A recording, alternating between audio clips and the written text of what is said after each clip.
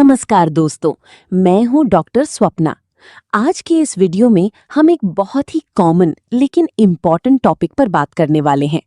Mails और females की सोच, फीलिंग और इमोशनल रिस्पॉन्स एक जैसा क्यों नहीं होता और क्यों कई बार रिलेशनशिप में मिसअंडरस्टैंडिंग्स पैदा हो जाती हैं। ये वीडियो किसी भी तरह की अडल्ट कंटेंट या गलत भाषा के लिए नहीं है।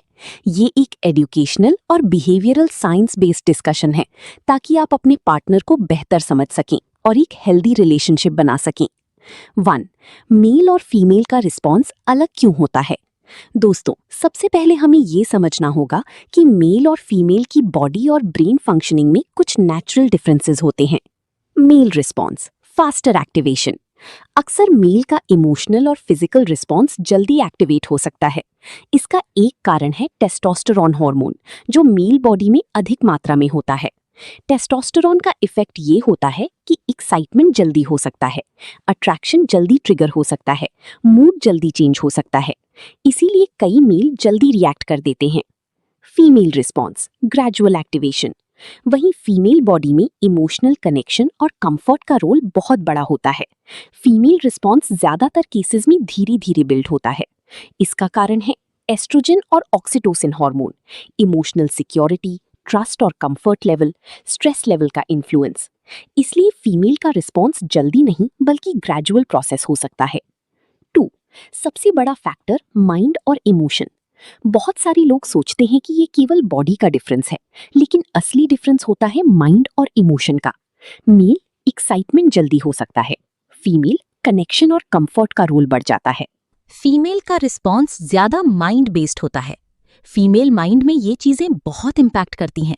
पार्टनर का बिहेवियर, रिस्पेक्ट और कम्युनिकेशन, सेफ्टी और ट्रस्ट, इमोशनल बॉन्डिंग।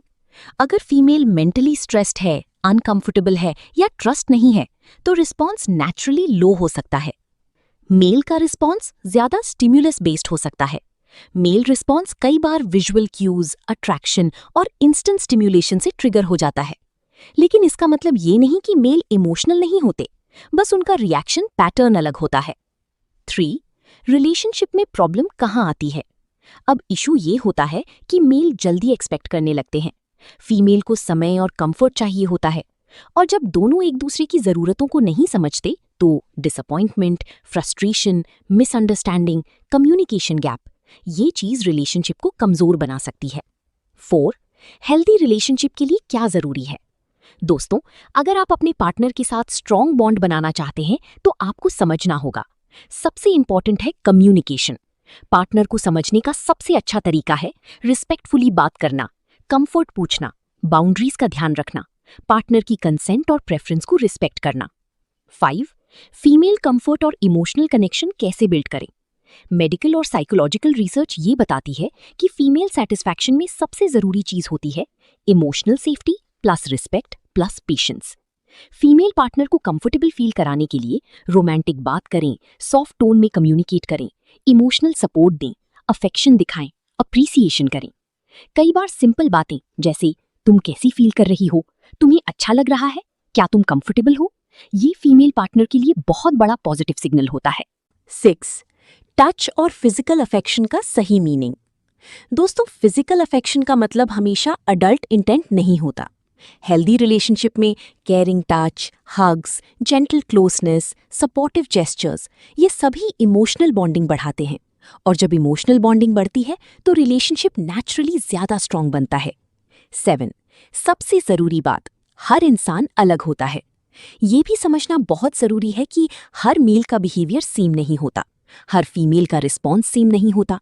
कुछ फीमेल्स जल्दी रिस्पॉन्ड करती हैं, कुछ मेल्स इमोशनल कनेक्शन के बिना कंफर्टेबल नहीं होते।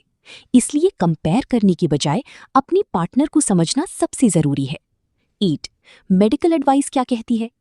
अगर किसी रिलेशनशिप में लगातार इश्यूज हो रही हैं, जैसे स्ट्रेस, एंजाइटी, लो interest, emotional distance, communication breakdown, तो ये नॉर्मल भी हो सकता है और लाइफस्टाइल फैक्टर्स से जुड़ा भी हो सकता है। ऐसे में healthy sleep, good diet, exercise, stress management, open communication, ये चीजें काफी इंप्रूवमेंट ला सकती हैं। अगर समस्या बहुत लंबे समय तक बनी रही तो कपल काउंसलिंग या डॉक्टर कंसल्टेशन बेनिफिशियल हो सकता है। कंक्लूजन, तो दोस्तों, आज हमने क्लियर किया कि मेल और फीमेल का रिस्पॉन्स अलग क्यों होता है और रिलेशनशिप में बैलेंस कैसे बनाया जा सकता है। याद रखिए, रिस्पेक्ट सबसे जरूरी है, कंसेंट और कंफर्ट सबसे बड़ा फैक्टर है। पेशेंस और कम्युनिकेशन रिलेशनशिप को स्ट्रांग बनाते हैं। अगर आपको ये वीडियो हेल्पफुल लगा तो इसे लाइक करें, शेयर करें और चैनल को सब्सक्राइब जरूर करें। मैं हूं डॉक्टर स्वप्ना, मिलते हैं नेक्स्ट वीडियो में। धन्यवाद।